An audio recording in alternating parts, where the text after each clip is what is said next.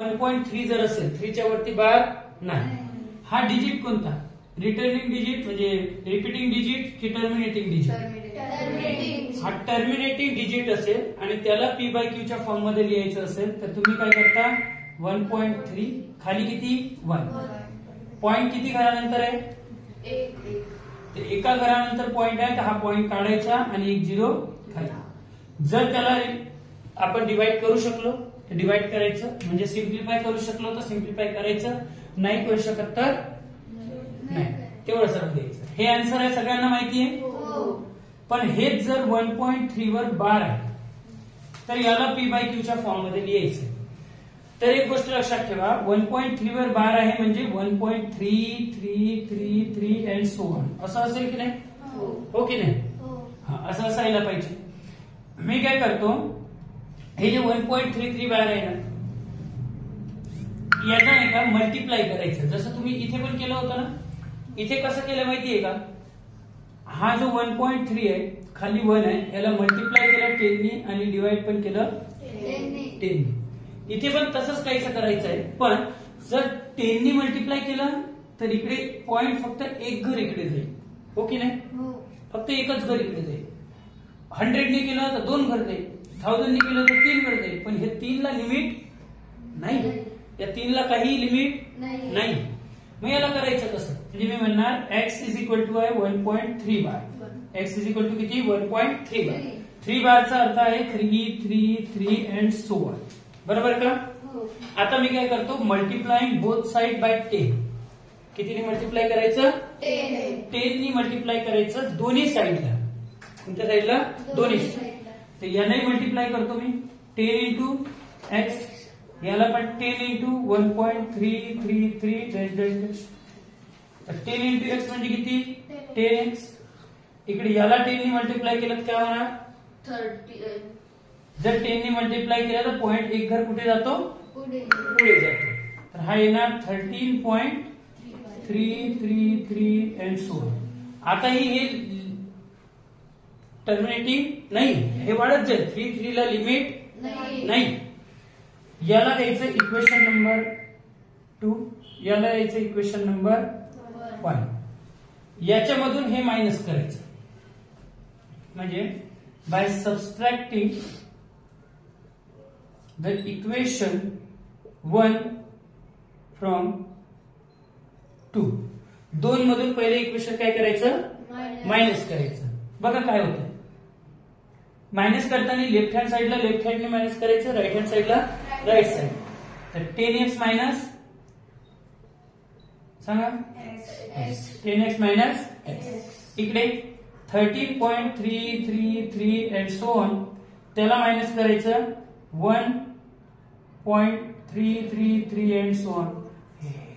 Division करू आपण. 10x minus x किती झाले?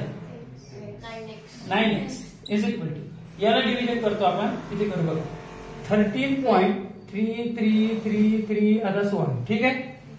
आता 1.333 पॉइंटच्या खाली पॉइंट सबट्रॅक्शन करता येतं का पॉइंटचं? सगळ्यांना जमतं? ठीक आहे. पॉइंटच्या इकडे किती आणि पॉइंटच्या इकडे किती अँड सो ऑन.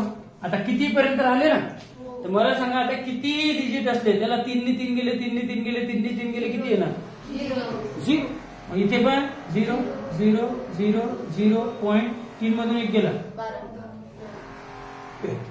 म्हणजे आता पॉइंट नंतरचे 0 आपण कन्सिडर करतो का? नाही.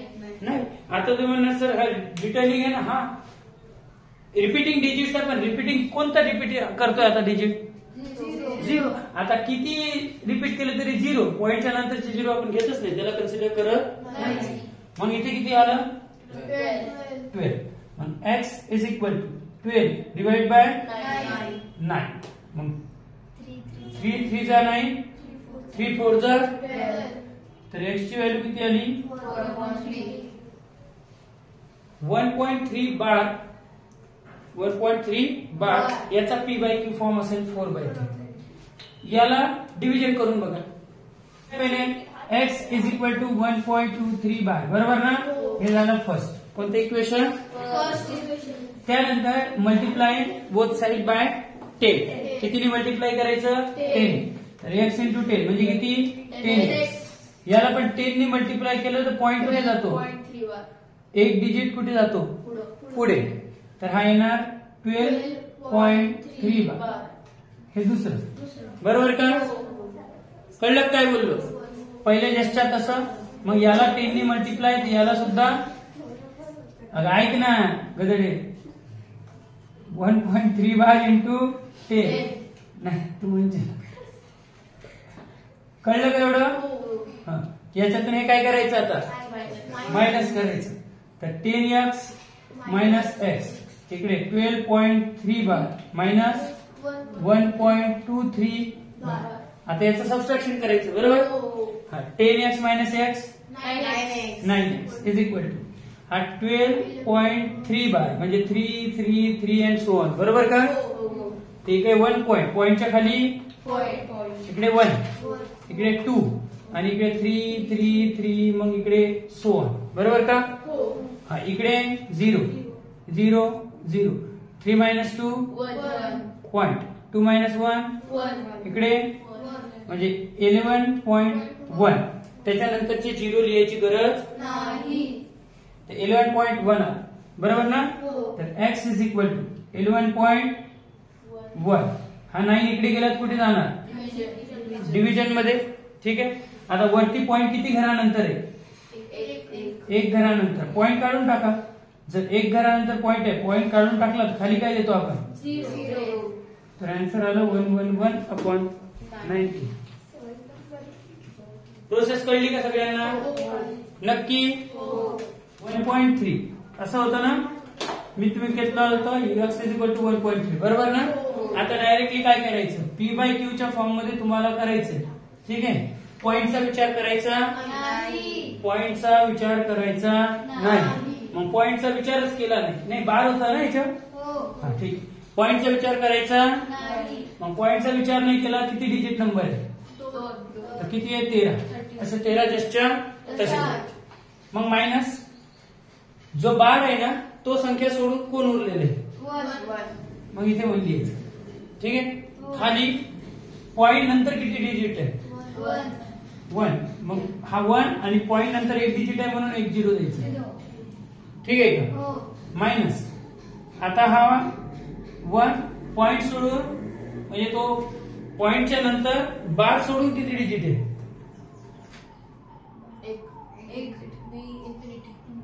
इन्फिनिटी. कुठे बार सोडून काही डिजिट आहे का, बार जर सोडला तर काही डिजिट आहे का नाही ना. त्याला जसं राहू दे. डिजिट त्याच्यावर 0 द्यायचा नाही. 13 मायनस 1 किती 10 मायनस 1 3 चौक 12 3 त्रिक 9. हे चालवतं ना बरोबर का. संख्या जसच्या तशी. त्यानंतर जो बार आहे ना तो हटून टाका. दुसरे किती उरले डिजिट मग इथे लिहिले 12.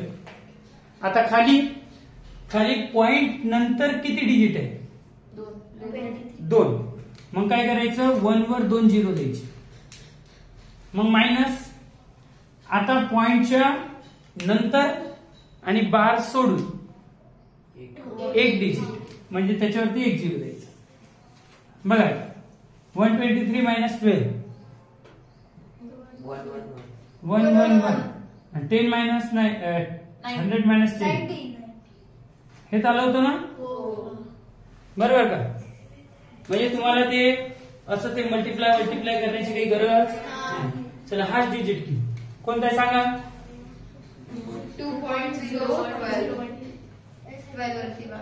12 वरती बार. कितीवर बार आहे आता 12 वरती. पी बाय क्यू च्या फॉर्म मध्ये तुम्हाला लिहायचंय. पी बाय क्यू च्या फॉर्म मध्ये लिहायचंय. सगळ्यात पहिले बारचा विचार पॉइंटचा विचार करायचा. जेवढा नंबर आहे जस्टच्या तसा. स्वतःला ही मेथड सांगायची. मेथड नवीन मेथड जेव्हा मॅथमॅटिक्स मध्ये शिकतो ते स्वतःला रिपीट करायची. काय करायचंय तुम्ही म्हणणार सर पॉइंट विचारात घ्यायचा नाही तो जस्टच्या तसा. मग मायनस मायनस काय तर बार सोडून उरल्या जे संख्या आहेत त्या मायनस. खाली पॉइंट नंतर ज्या संख्या आहे तेवढे 0 मायनस. पॉइंट नंतर बार सोडून किती संख्या आहेत त्या 0 झालं. बरं पॉइंट विचारात घेतला नाही.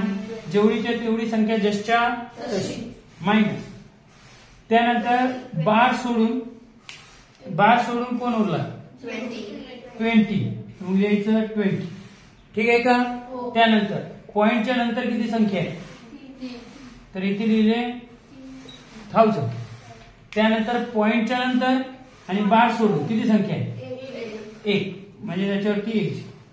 कळलं का? नंबर ऑफ टर्म्स संख्या माहित करायची नाही म्हणणं असं 0 आहे.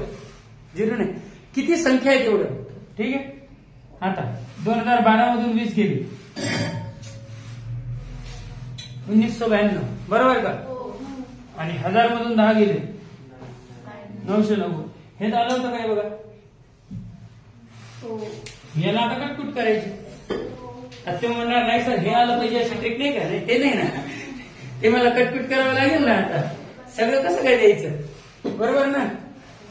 आता याला कटकुट करायचं आन्सर काढायचं. जमेल का?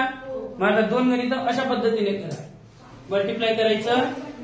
याच्यानंतर कधी मी पुन्हा रिपीट करतो बघा. टर्मिनेटिंग डिजिट असला कोणता डिजिट टर्मिनेटिंग डिजिट असला तर तुम्ही म्हणणार वरती जेवढ्या घरानंतर पॉइंट आहे तेवढे खाली 0 पॉइंट हटून टाकायचं. कटकुट करायचं आलं आन्सर. बरोबर का? ठीक. पण नॉन टर्मिनेटिंग डिजिट आहे रिपीटिंग डिजिट आहे रिक्युरिंग डिजिट आहे. तर रिपीटिंग डिजिट साठी कसं करायचं तर हे पद्धत कळली सगळ्यांना. पॉइंट विचार घ्यायचा नाही.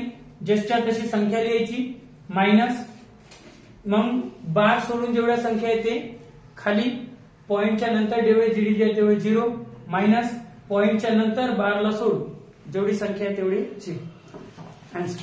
कळलं सगळ्यांना? नक्की.